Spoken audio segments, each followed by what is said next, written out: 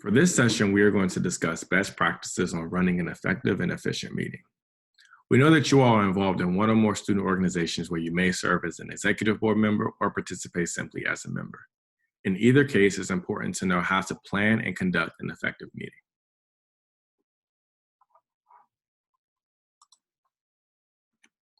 Today, we will go over the following: establishing a purpose to the meeting you're planning, deciding upon the best structure for the meeting, the importance of timing, determining action items, and follow-up after the meeting.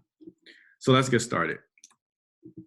First things first, if you're the organizer of the meeting, you need to establish a purpose for the meeting. Is this a committee meeting? Is this a general body meeting?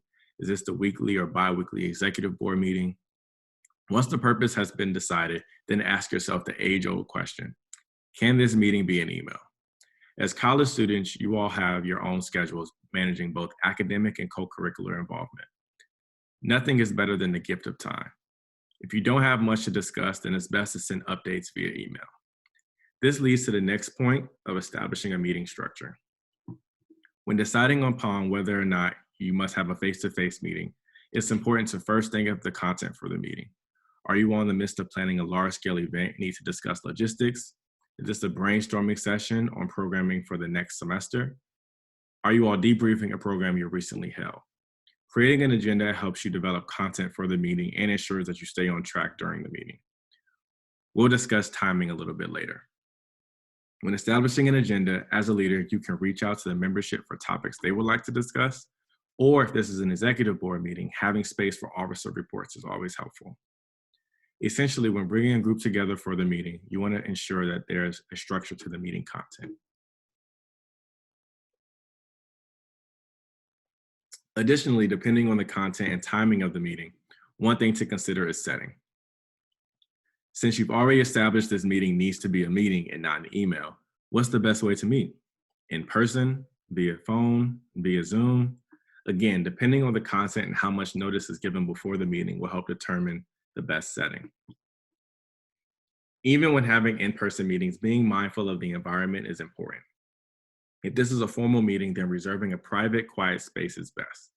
If this is an informal meeting, choosing an open space such as a table in the Broadhead Center or a booth in a loop is perfectly fine. Here at Duke, we have plenty of meeting spaces available for student organizations to reserve. Many office units also have spaces available that students can reserve to meet.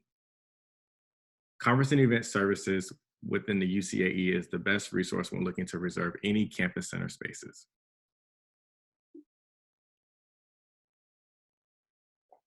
So great, you've established your agenda, you found your meeting location. It's now 5:50 p.m. on a Thursday and your meeting starts at 6. The next important topic we're going to cover is timing. It is important for your meetings to start on time and end on time. Again, you and your peers all have schedules. It's important to respect people's time. The timing for a meeting should be determined upon the meeting content. If you have a longer agenda, then you need to make sure there's enough time to get through the agenda, plus time for any discussion. It is recommended that most meetings are 45 minutes to an hour, again, depending on content.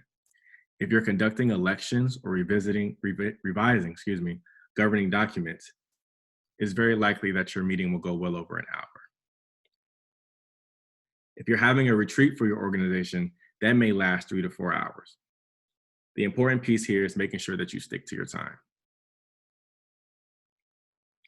If you know a 6 p.m. start time will have a few people running straight from class, an idea could be including a small activity at the start of the meeting to allow a grace period for those to get there before you dive into the important content of the meeting. Always keep in mind, by intentionally starting a meeting late for those running behind, you are ignoring the efforts of those who arrived on time or even earlier. As said already, ending the meeting on time is important as well. If you end early, great. The gift of time is always appreciated. But running over is where things get a bit concerning. Think of how you will feel if your class is supposed to end at 4:35 p.m. and your professor is still lecturing at 4:40 p.m. You start to get antsy because you know you now only have 5 minutes to make it across campus to your 4:45 p.m. class. Knowing that some of your members may have other obligations that evening, if you said your meeting will go from 6 to 7, it's best to stick to that 7 p.m. end time. This is where meeting efficiency comes in. During that meeting, it's important to stick to the agenda and not have too many off-topic discussions.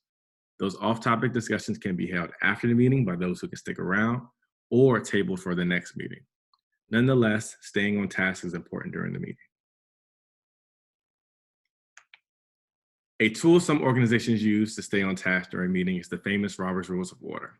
We won't go into detail of the elements of Robert's Rules of Order, but essentially these are guidelines for keeping meeting consistent, on topic, and on schedule.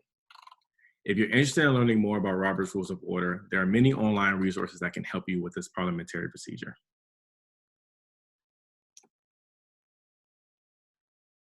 Going back to the purpose of the meeting, it's also important to think about what you want the next steps and action items to be. Are you assigning tasks to organization members? Will there be subcommittees who need to meet and report back at the next meeting? At the end of the meeting, you never want attendees to feel like, okay, so now what? Everyone should walk away knowing what the next steps are for whatever initiative, program, event, etc. is taking place. I know you're thinking, what if this was just our weekly general body meeting? With general body meetings, although the membership may not have action items as a whole, they should walk away feeling as if they know what's happening within the organization and maybe even know of additional ways they can contribute to the individuals who might have action items they need to complete.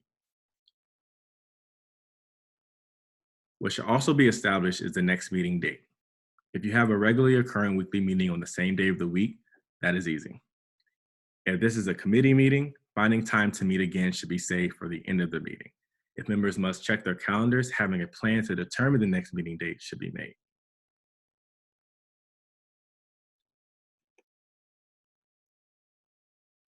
After the meeting, it is always important to have meeting notes or minutes. These should either be sent out via email or available on a shared platform such as Dukebox or Duke Groups.